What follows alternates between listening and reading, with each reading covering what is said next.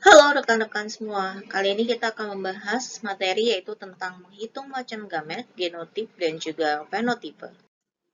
Untuk penghitung genotip dan juga fenotip hasil dari keturunan, dapat digunakan beberapa metode. Salah satunya adalah dengan menggunakan diagram anak garpu atau diagram cabang atau juga yang kita kenal sebagai bracket.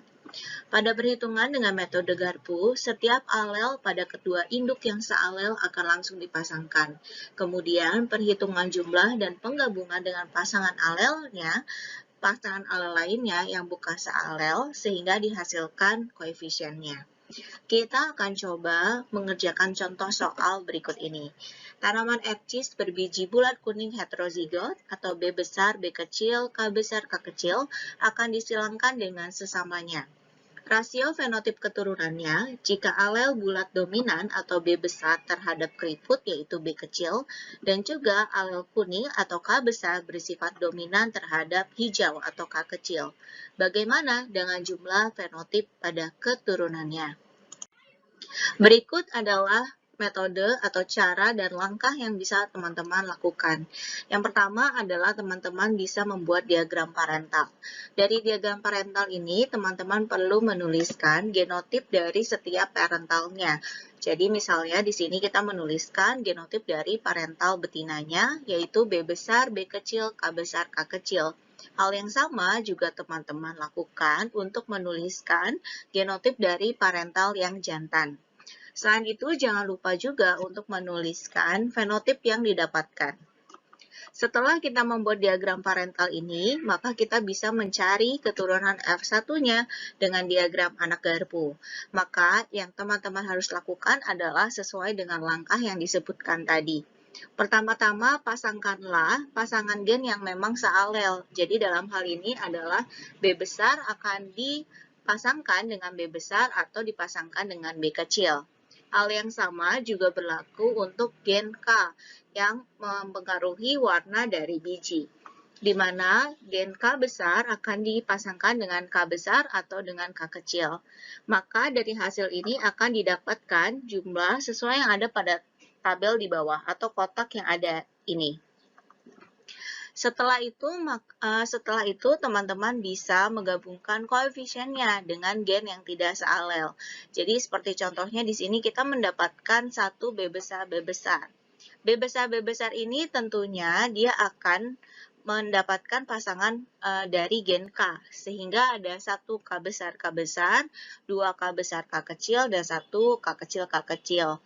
Cara yang sama bisa teman-teman lakukan untuk heterozigot untuk gen B dan juga homozigot resesif dari gen B ini. Maka setelah itu teman-teman akan mendapatkan fenotip untuk keturunan F2-nya. Ini adalah contoh fenotip untuk keturunan F2, di mana ada 1 B besar, K besar, K besar, dan seterusnya. Langkah berikutnya adalah teman-teman tentu bisa menuliskan fenotip apakah yang terbentuk. Jadi tidak hanya bisa mendapatkan genotipnya dengan lebih cepat, tapi juga teman-teman bisa mendapatkan fenotip dari keturunan F2-nya. Jadi dari hasil ini sebenarnya akan menunjukkan hasil yang sama dengan tabel Punnett, namun didapatkan dengan cara yang lebih mudah dan sederhana. Di mana bagaimana dengan jumlah fenotip pada keturunannya? Di sini kita sudah bisa menuliskan bahwa untuk yang biji berwarna kuning dan juga berbentuk bulat akan didapatkan 9. Kemudian untuk biji bulat berwarna hijau akan didapatkan 3, biji keriput berwarna kuning akan ditambahkan 3, dan juga biji keriput berwarna hijau akan didapatkan 1. Sehingga ini adalah rasio fenotip dari keturunan F2-nya, yaitu 9 banding 3 banding 3 banding 1. Sebenarnya dari hasil itu, kita bisa mendapatkan hubungan antara jumlah sifat beda dengan jumlah kemungkinan genotip dan juga fenotip pada F2. Jadi ternyata kalau misalnya kita runut, itu ada loh polanya. Contoh paling mudah adalah kita bisa melihat jika ada satu sifat berbeda, atau dalam hal ini kita menyebutnya sebagai monohibrid. Jika kondisinya adalah monohibrid, maka jumlah macam gamet F2-nya adalah kita bisa tuliskan sebagai 2 pangkat 1 atau 2. Contohnya saja, jika hanya ada sifat warna kuning atau K besar, K kecil, maka gamet yang akan terbentuk adalah dua, gamet yang memiliki K besar atau gamet yang memiliki K kecil.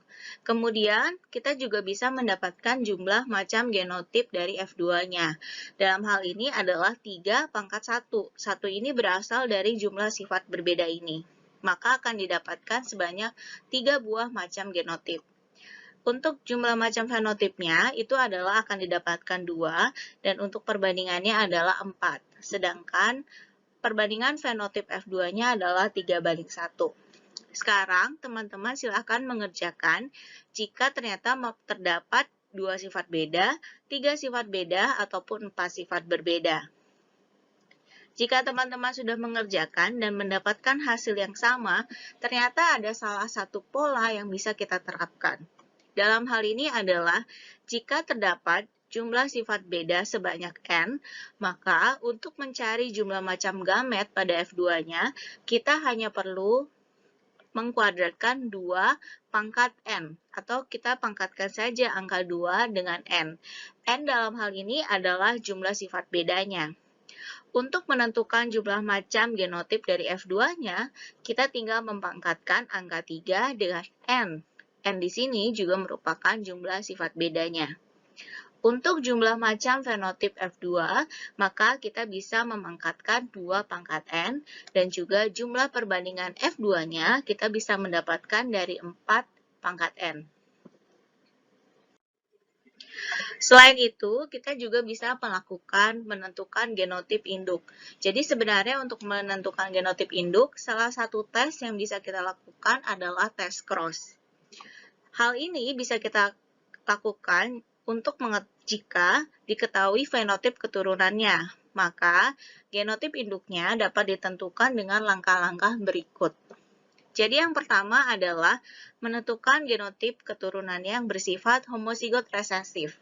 Jadi kita harus cari tahu dulu untuk keturunannya yang bersifat homozigot resesif, dia akan menghasilkan keturunan berfenotip seperti apa. Kemudian setelah itu kita akan memisahkan dan meletakkan alel-alel keturunannya yang homozigot resesif tersebut di kedua induk. Contohnya adalah seperti ini. Alel T besar adalah alel tinggi, sedangkan alel T kecil adalah alel pendek. Tanaman ercis berbatang tinggi disilangkan dengan sesamanya, sehingga didapatkan 2.990 tanaman ercis berbatang tinggi dan juga 1.025 tanaman ercis berbatang pendek. Bagaimanakah dengan genotip induk yang disilangkan? Tentunya kita harus mengetahui bagaimanakah genotip yang bersifat homozigot resesif, di mana untuk homozigot resesif, maka suatu keturunan akan memiliki genotip T kecil, T kecil. Kita lihat penyelesaiannya. Yang pertama adalah buatlah diagram untuk mengetahui perbandingan antara fenotip yang muncul pada keturunan. Jadi misalnya di sini kita tahu bahwa untuk P1 adalah yang berbatang tinggi, kemudian disilangkan juga dengan yang berbatang tinggi. Tapi kita tidak mengetahui parentalnya ini memiliki genotip seperti apa. Dari F1 ini akan didapatkan 2.990 yang berbatang tinggi dan 1.025 yang berbatang pendek. Ternyata dari hasil ini didapatkan rasio fenotipnya adalah 3:1, dengan fenotip resesifnya adalah yang berbatang pendek. Langkah kedua adalah keturunan yang homozigot resesif adalah yang berbatang pendek atau T kecil, T kecil. Selanjutnya, alel T kecil akan diletakkan pada masing-masing induknya yang belum diketahui kelengkapan genotipenya, sehingga dapat ditentukan bahwa genotip kedua induknya adalah T besar T kecil dan T besar T kecil. Contohnya adalah seperti ini. Jadi kita bisa melihat sendiri ya, dengan metode seperti ini kita bisa dengan mudah mengetahui genotip dari si induknya sendiri. Demikian teman-teman untuk materi kali ini, yaitu tentang hubungan antara genotip, fenotip, dan juga gamet dari keturunan. Untuk referensinya, kami menggunakan buku Biology A Global Approach edisi 11 karangan Campbell dan kawan-kawan yang diterbitkan di tahun 2018 oleh penerbit Pearson. Selain itu, kami juga menggunakan buku Biologi untuk SMA dan MA kelas 12 karangan Irnang Ningtyas yang diterbitkan di tahun 2018 oleh penerbit Erlangga. Terima kasih sudah menonton video ini dan semoga video ini bisa bermanfaat untuk teman-teman semua. Sampai jumpa di video-video berikutnya.